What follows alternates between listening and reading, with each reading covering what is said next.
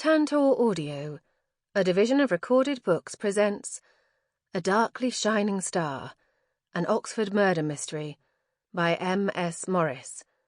Narrated by Esther Wane. 1.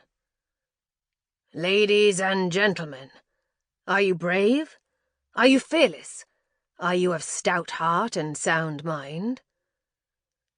Bridget tucked her hand in the crook of Jonathan's arm and pulled him close, as the penetrating gaze of the ghost tour guide fell on her. For an unnerving moment she felt as if he was seeing into the darkest corner of her soul, not somewhere she cared to look herself too often. But then his gaze moved on, and one by one he scanned the rest of the group, some of whom giggled nervously, and Bridget realized that he was just a good actor with the sort of stage presence that captivated an audience. The people on the tour nodded and confirmed that they were indeed brave and fearless. Everyone was in the mood to play along. "What about you?" asked the guide, singling out a girl of about 10 or 11, who was there with her parents and older brother. "I'm not afraid of ghosts," said the girl in a loud, clear voice that made everyone laugh. "Splendid!" The guide clapped his hands together.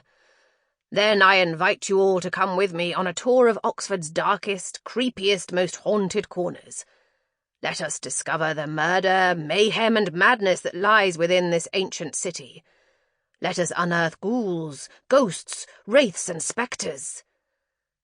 And with a theatrical flourish of his black cloak, he beckoned everyone to follow him into Turl Street. Jonathan leaned close to whisper in Bridget's ear, "Which cemetery has this guy sprung from? There must be a grave lying empty somewhere." "Behave yourself," giggled Bridget. It was true, though. The guide, who went by the unlikely name of Gordon Gould, did have a cadaverous look about him. Tall and angular, with hollow cheeks, hooded eyes, and a prominent Roman nose, he was everyone's idea of a Victorian undertaker in his long black cloak and top hat. His gaunt features were enhanced with a layer of pale makeup, and, Bridget suspected, a touch of black eyeliner. "Come on, we're being left behind." She and Jonathan had spent the afternoon at the Christmas market on Broad Street, going from stall to stall, examining carved wooden ornaments, scented candles, homemade pickles, and hand-woven scarves, as the smells of cinnamon, roasting chestnuts, and French crepes vied for her attention. She chose some unusual handcrafted jewellery for her sister Vanessa, and some natural skincare products for her daughter Chloe. For her niece and nephew, Florence and Toby, she found some traditional wooden puzzles and board games that she felt sure would meet with Vanessa's approval. To keep out the December chill, they enjoyed a glass or two of tangy mulled cider, and Bridget wasn't able to resist the lure of freshly fried churros dunked in thick hot chocolate. It wouldn't do her figure any good, but who cared? It was nearly Christmas, and over the next few days her calorie intake would go through the roof anyway, so one donut hardly mattered. Well, all right, 2 donuts. It had been a spur-of-the-moment decision to join the ghost tour, which was about to set off from near the old-fashioned carousel. Bridget had been sorely tempted by the brightly painted carousel, but feared she would struggle to climb on and off the wooden horses and still maintain her dignity, so they'd chosen the tour instead. Despite living in or near Oxford all her life, she'd never before been on one of Oxford's famous ghost tours, and on a winter night with the first flakes of snow starting to fall through the crisp, cold air, it seemed like a fun and romantic way to round off the day. And a walk around the city would surely counter any fattening effects of the churros. "Are you here visiting Oxford?" asked a grey-haired woman who looked to be in her early 60s. She was on the tour with her husband. "No, we live here," admitted Bridget. "Oh, I do envy you," said the woman in what Bridget recognized as a light American accent. "Oxford is such a beautiful city. We don't have anything like this where I come from." "And where is that?" "We live in Cambridge, Massachusetts now, although I'm originally from Seattle. But my husband is from Oxford. We're over for the holidays, visiting his mother and family." The man accompanying her nodded and smiled at Bridget and Jonathan. "I'm Cheryl, by the way, and my husband is Trevor." Bridget and Jonathan said Bridget. Cheryl gave the impression that she would like to continue chatting, but they had now arrived at Jesus College on Turl Street, and the guide was ushering them through the college gates and gathering them into a tight-knit group next to the porter's lodge, in readiness to begin his first story. Bridget followed Cheryl and Trevor through the entrance, where she joined the family of 4, who were already peering at the facades of the college chapel, dining hall, and other buildings arranged around the first quadrangle. Yellow lights behind a few of the leaded windows cast a warm glow over the old stonework, and a brightly lit Christmas tree illuminated one corner of the quad, while other parts of the college remained steeped in shadow. "Come closer," said Gould, beckoning to them with outstretched arms. "I do not want to lose any of you on this cold, dark night. Are we all still here, so far?" Bridget cast her gaze around the assembled group. It was a rather small crowd, to be honest, and she wondered how the guide managed to scrape a living from giving these tours. Apart from Cheryl and Trevor, and the family with the girl and her older brother, there were just 3 more people on the tour, a group of 40-something women, all sporting novelty headbands from the Christmas market, one with a pair of flashing reindeer antlers on her head, the other 2 wearing sparkly snowmen and miniature Father Christmases. Bridget could hardly criticise their lack of taste, however, as she herself was wearing a bright red woolly bobble hat and a Christmas scarf patterned with dancing snowmen that Chloe had bought her as a joke the previous year. Whether it was their silly headgear or their general air of bonhomie, the 3 women gave the impression of being on a girls' weekend. 2 of them laughed and giggled at everything the guide said. Bridget strongly suspected the influence of mulled cider, but Ms. Reindeer Antlers seemed rather distracted, constantly checking her phone and paying little attention to the guide. The woman looked vaguely familiar, but Bridget couldn't quite place her.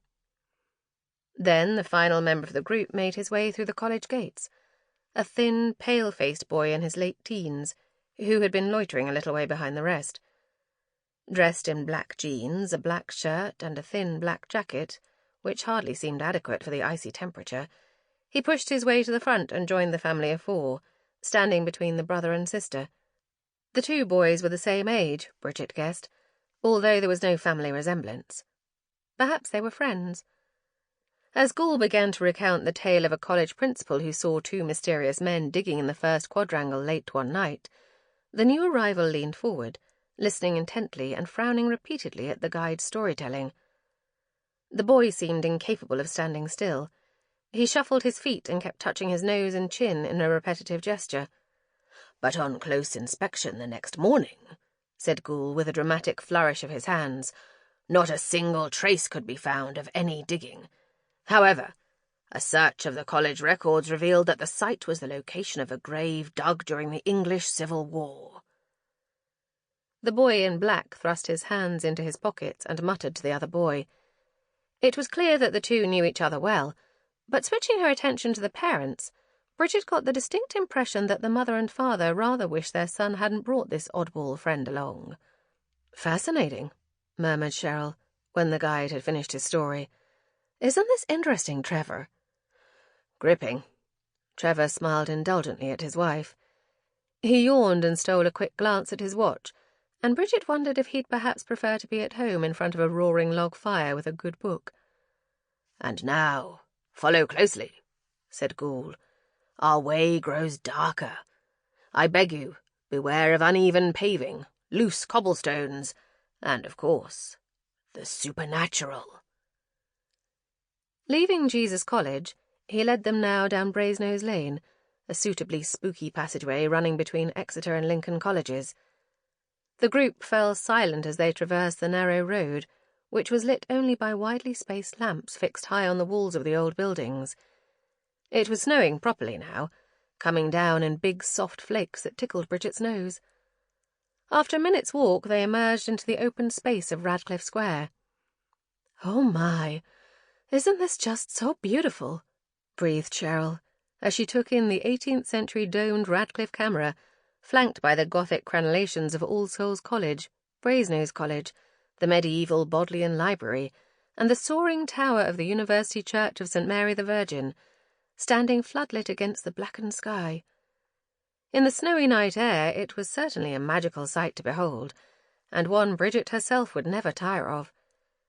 She could just make out the strains of the organ and the descant of Hark the Herald Angels Sing, coming from the University Church, where one of Oxford's many choirs was holding its Christmas carol service. "Do you have family in Oxford?"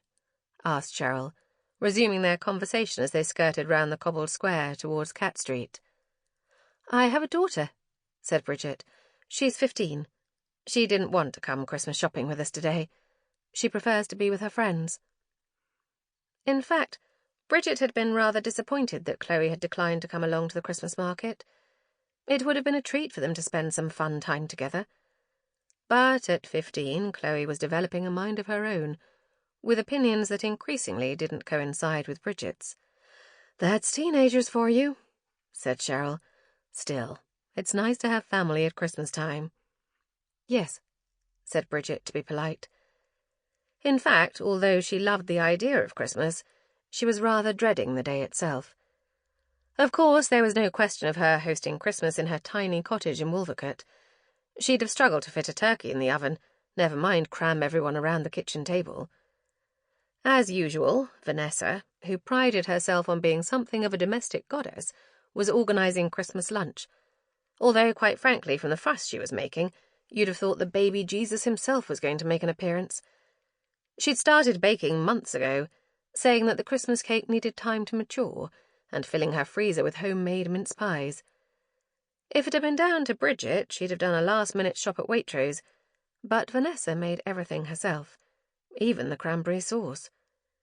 This year there would be 9 of them for lunch on Christmas Day. To Vanessa's family of 4 would be added Bridget, Jonathan and Chloe, plus Vanessa and Bridget's parents, who had been persuaded to travel up from Lyme Regis for the festivities. And therein lay Bridget's biggest concern. Her parents. Her relationship with them had been damaged irrevocably by the death of Abigail, the youngest of the 3 sisters. After Abigail was murdered at the age of 16, her parents had retreated into a hard shell of grief and never emerged. At a time when the family had needed to stick together more than ever, they had instead turned away, leaving Bridget and Vanessa to console each other. They had sold the family house and moved to the Dorset coast, barely even showing any interest when their grandchildren were born. They rarely left Lyme Regis, and it was quite an achievement for Vanessa to coax them to Oxford for Christmas. Yet Bridget was hardly looking forward to the occasion. The atmosphere over the turkey and Brussels sprouts was likely to be as icy as the weather outside. "I just adore Christmas," said Cheryl, "especially the way you English do it, you know, with plum pudding and mince pies." Bridget smiled weakly. After a brief stop outside the Bodleian Library to relate the tale of how King Charles I, who had been refused permission by the librarian in 1645 to borrow books from the library, had taken revenge and appeared in the years after his execution in the upper reading room, snatching books from shelves, apparently sometimes without his head, Goole set off again, the group following behind. "Reading without your head on. Now that's a tricky act to pull off," commented Cheryl to her husband. "Several of my students seem to be able to manage it," he remarked dryly, "judging from the quality of their essays." "You're an academic?" inquired Bridget. "A lecturer at Harvard, yes." "Follow me now. Don't get lost," said Goole, crossing the road and leading them beneath the Bridge of Sighs, or Hertford Bridge, to give it its correct name, the Venetian-style covered walkway that linked the 2 halves of Hertford College, and down New College Lane, which was dark and deserted at this time of night. Pausing beneath a Victorian-style streetlight that cast an eerie glow into the darkened lane and accentuated the shadows on his gaunt features, Goole proceeded to tell them his next tale. "Gather round, my friends, and cast yourselves back to the darkest days of the English Civil War. The King against Parliament, Cavalier against Roundhead, families torn asunder, their loyalties divided. The year is 1646. The King has made Oxford his stronghold, but the city is now under siege from the parliamentarians. Bloody battles are being fought throughout the country. Death and treachery are rife." He made a dramatic gesture with the finger of his right hand as if slitting his own throat. And here in Oxford, in this very spot where you are now standing, Prince Rupert, a loyal and devoted member of the King's entourage, gathers volunteers for a raid on a parliamentarian pay train. Good men, brave men, men with families and children. But, alas, Gould drew a deep breath, the sortie is doomed to failure. Prince Rupert's men are slain in their prime, and to this day, if you walk down here alone, late at night, you may still hear the clattering of hooves and the clanking of armour. The group held its collective breath, as if straining to hear the clamour of horses and men.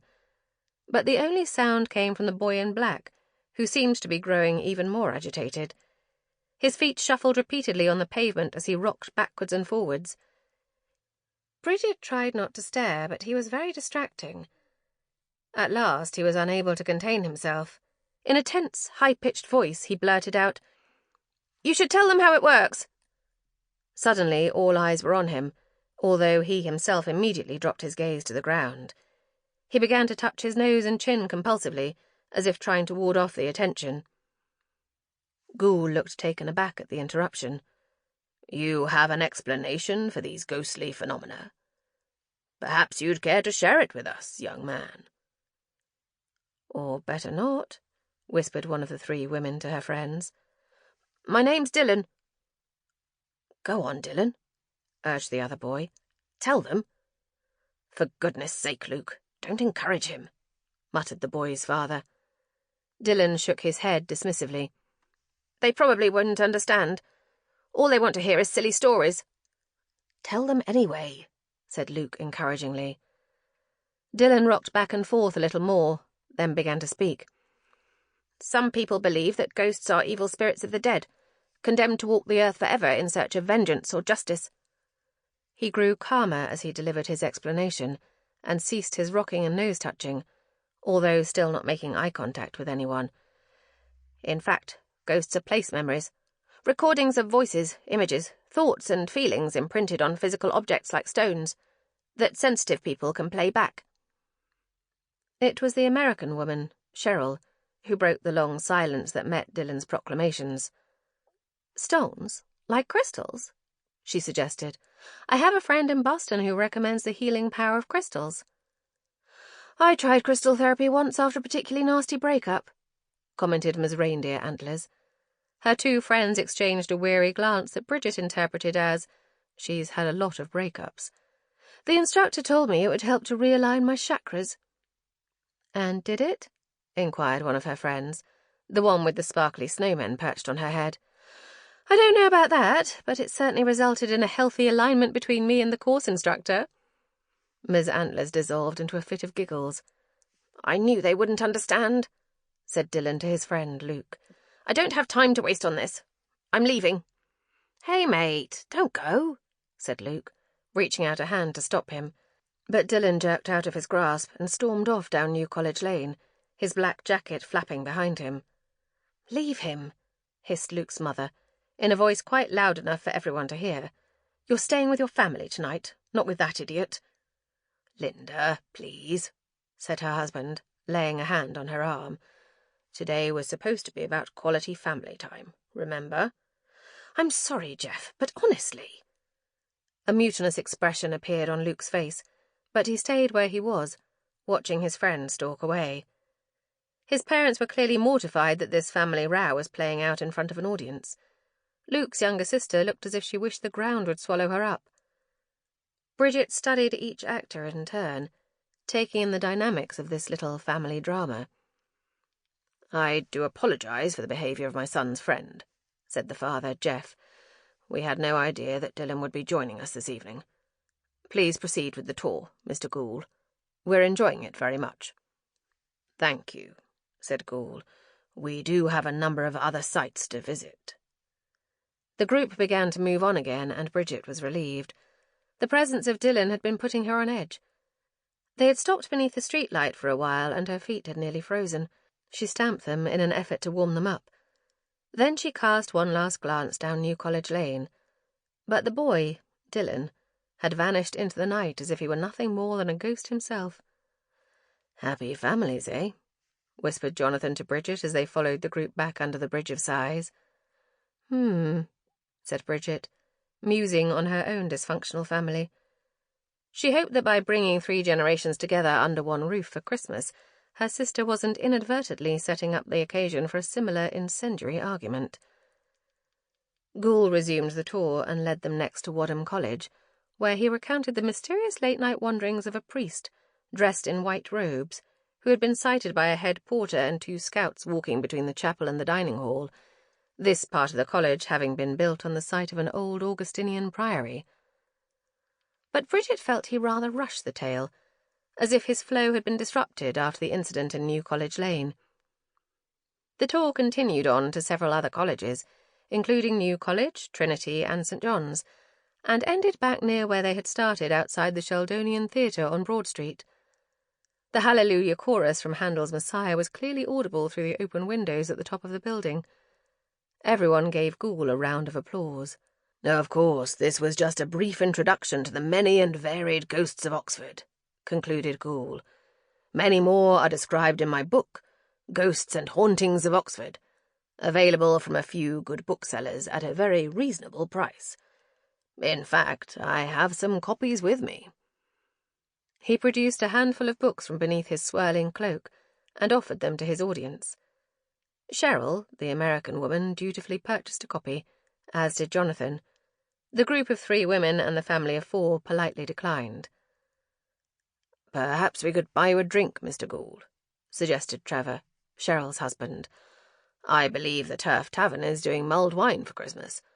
On such a cold night, I think we could all do with some warming up." The snow had stopped now, but if anything the temperature had dropped further. The clouds had parted, and bright stars were appearing against the black velvet sky. The idea of warming her fingers on a glass of spicy mulled wine was very appealing to Bridget, and the others seemed to be in general consensus, perhaps because they were feeling a little sorry for Gould. The awkwardness caused by Dylan's outburst had rather derailed the poor man, and taken some of the sparkle out of his storytelling. "That sounds like an excellent idea," said Jonathan. The Turf Tavern, one of Oxford's most famous pubs, dating back to the 12th century, was not easy for the casual visitor to find. Once a venue for illicit gambling, the pub had been built just outside the jurisdiction of the medieval city authorities, and was still bounded on one side by a section of the original city wall. The Turf had played host to many famous personalities over the years, including Richard Burton and Elizabeth Taylor, Stephen Hawking, and the cast and crew of the Harry Potter films. According to local legend, it was also the spot where Bill Clinton had, famously, not inhaled. Tucked away amidst a jumble of buildings between New College Lane and Holywell Street, the Turf was approached via a maze of narrow passageways. Gould led the way back the short distance beneath the Bridge of Sighs and down St. Helens Passage, once known as Hell Passage, an alley no more than a few feet wide that ran between Hertford College on one side and an old red-brick house on the other. A sharp turn halfway along the passage brought them to the pub itself, a crooked, half-timbered building shoehorned into the gap next to New College cloisters, and overlooked by the teetering shaft of the college bell tower. "This is amazing," said Cheryl, taking in the scene. The interior of the pub was notoriously poky, consisting of 2 low-beamed rooms either side of a central bar, but the lack of indoor space was compensated for by a number of outdoor courtyards on different levels, shielded from the worst of the elements by an assortment of canopies, umbrellas, and, very welcome to Bridget, outdoor heaters. As usual, the Turf was heaving. Shoppers from the Christmas market had retreated there with their purchases, and there was nowhere to sit down, inside or out.